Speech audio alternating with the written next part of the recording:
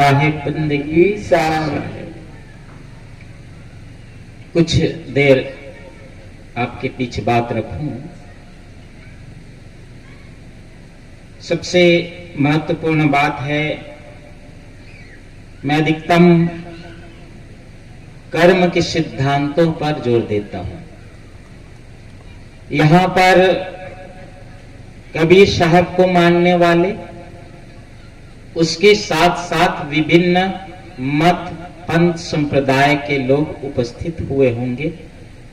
अन्य धारा से भी जुड़े हुए, चाहे राधा स्वामी हो या कोई भी सत्संग से जुड़े हुए बंधु पधारे होंगे। सबसे जीवन का महत्वपूर्ण है, गायक ने गाया है कि कोई लाख करे चतुराई, कर्म का लेख मिटे ना रे भाई। आपने सुना है इसको? कोई लाख करे चतुराई, कर्म का लेख मिटे ना रे भाई। बड़ा अच्छा मार्मिक भजन है। यहां पर कोई मत पंथ परंपरा की बातें नहीं। जैसे अभी साहब सनातन की बात कह रहे थे, सनातन का मूल तात्पर्य है सार्वभौमिकता से, जो सदैव से है और जो सदैव रहेगा वह सनातन है। सदैव से पृथ्वी, जल, अग्नि, वायु सदैव से है और सदैव रहेगा। आत्मा सदैव से है और सदैव रहेगा। ये चीजें सनातन है। और जो इन चीजों को स्वीकारता है तो उसमें हम देख लें, अभी थोड़ी देर के लिए अपने अंदर से थोड़ा धर्म को हटा दो, थोड़ा संप्रदाय को हटा दो, मत मजहब को हटा दो। थोड़ी देर के लिए आप ऐसा समझ लीजिए कि आप बस पैदा हुए हैं, आप किसी को जानते नहीं है कौन से जाति धर्म संप्रदाय के हैं या ऐसा कुछ है इस पृथ्वी तल पर। इसको छोड़ दो एक साइड में। आप समझ लीजिए कि आप देखते हैं, जैसे कोई आप देखे कि इस जो पहली बार कोई जीव देखो, एलियन आ जाए जैसे आकाश से और उसको देखो तो अजीब सा लगेगा ना।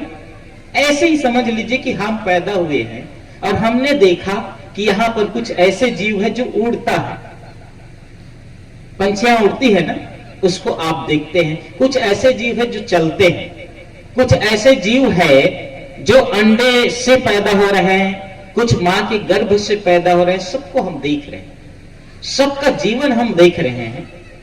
उन जीवन के बीच में हम देख रहे हैं कि हम एक और हैं जो हमारे जैसे, हम जो चल फिर सकते हैं। फिर हमने देखा, हम जब पैदा हुए थोड़ा बड़े हुए, कि हमारे बीच में कोई ऐसे हैं जो बोल रहे हैं, कुछ बातचीत कर रहे हैं। जिस प्रदेश में जैसा भाषा है हम वो भाषा सीख लिए। थोड़ा आगे बढ़े तो पता चला कि हमने भाषा सीखा।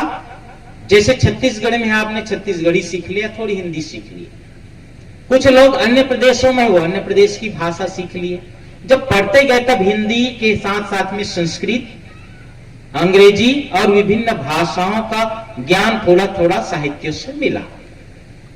लेकिन इन साहित्यों के बीच में जब आप पढ़ाई करते हैं तो आप इंग्लिश पढ़ते हैं, विज्ञान पढ़ते हैं, हिंदी पढ़ते हैं, संस्कृत पढ़ते हैं और इन सब में आप भौगोलिक जानकारी प्राप्त करते हैं, रासायनिक जानकारी प्राप्त करते हैं। इन सब चीज को, रसायन की जानकारी आप लेते हैं। लेकिन जरा हमको गौर करना है कि हमको क्या कहा गया, हम कौन हैं। तो हमारे जैसे शरीर को देखने वाले व्यक्ति को हम शायद विज्ञान की भाषा में होमो सेपियंस कहते हैं, है ना? मैं एकदम स्पष्ट नहीं हूं, संभावित है। अर्थात मनुष्य हैं हम लोगों को नाम दिया गया मनुष्य। अब मनुष्य जीवन का एक क्रम चल रहा है तो मनुष्यों में देखा गया कि सभी जानवरों से, पंछियों से, कृमि कीट से थोड़ी भिन्नता है। वो किस बात की भिन्नता है?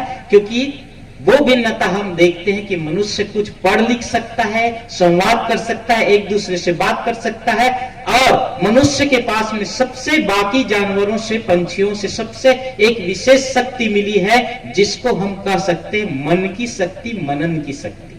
जिसको दूसरे रूप में कहें तो विवेक और विचार की शक्ति आपको मिली है।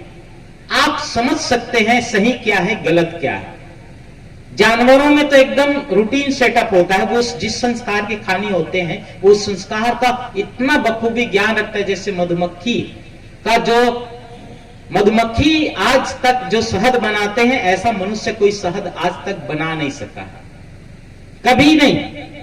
मनुष्य सब कुछ बना ले रहा है, लेकिन दो चीजें महत्वपूर्ण नहीं, आर्टिफिशियल अंग बना ले रहा है, लेकिन आत्मा नहीं बना सकते, खून नहीं बना सकते। सही है ना? आप सुने होंगे तो। लेकिन इन सब के बीच में मनुष्य इतना कुछ कर रहा है, आज धरती नहीं आकाश की ओर भी खोजता चला जा रहा है, और आकाश की ऊंचाई में पहुंच गया। किसी एक विचारक ने कहा कि मनुष्य खोज करते करते मंगल तक पहुंच गया, लेकिन इतना खोज किए कि वहां ढूंढे, मंगल ग्रह में ढूंढ रहे हैं कि वहां जीवन है कि नहीं, लेकिन इस खोज से परे हो गया कि इस जीवन में मंगल है कि नहीं। सही है ना?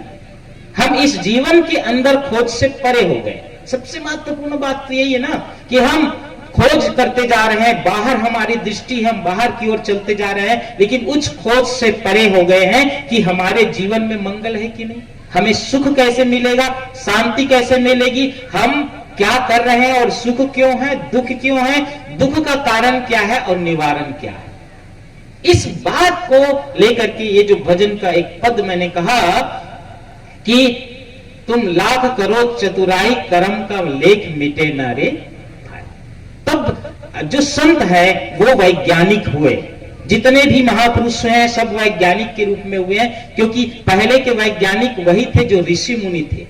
जितने आयुर्वेद की जो खोज है उसने किसने किया?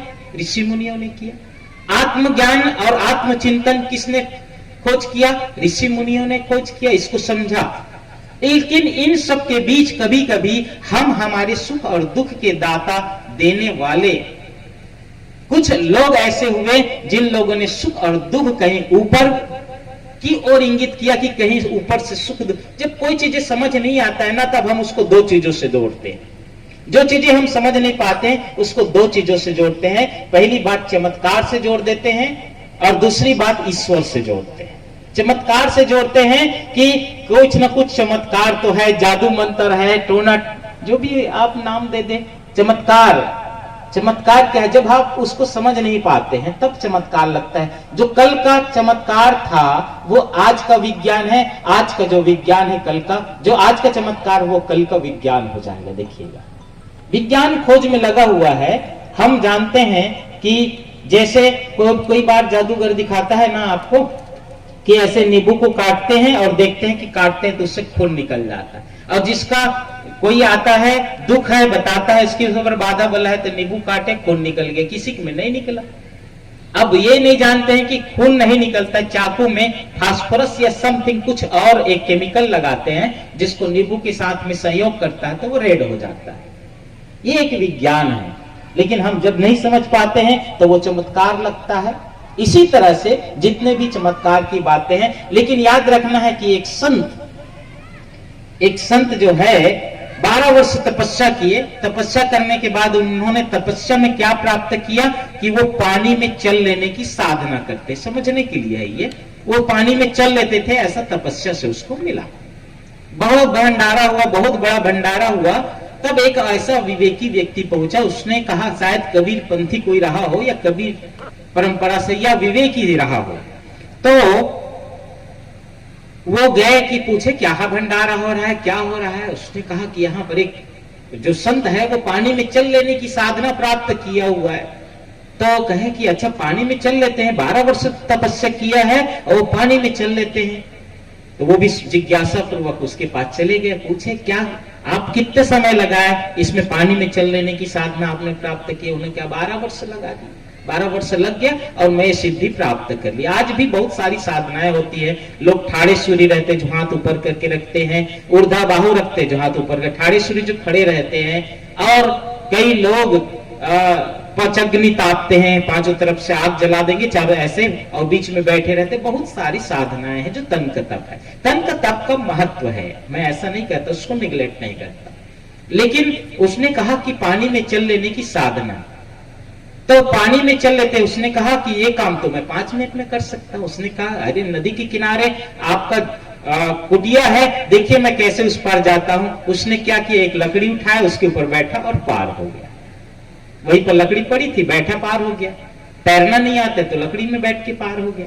उसके लिए आप 12 वर्ष लगा दिए, लेकिन कोई बात नहीं, अगर ऐसा कोई सिद्धि प्राप्त हो गया हो तो आपको पानी में क्या रोज चलना पड़ता है? 12 वर्ष क्यों खराब करना। और सदगुरु कबीर साहब या जो खोजी हुए हैं उन लोगों ने कहा कि भैया कोई इस तरह से साधना, को उड़ लेने की साधना आप प्राप्त कर लेते हो, इससे आपके मन की शांति नहीं मिलेगी, इससे सुख नहीं मिलेगा। इसलिए फिर जो चिंतक है, विश्लेषक है, जैसे सदगुरु कबीर साहब, उन्होंने इस बात का जिक्र किया कि सबसे महत्वपूर्ण में फिर आखिर ये सब कैसे हो रहा है, उसकी खोज चालू किया गया।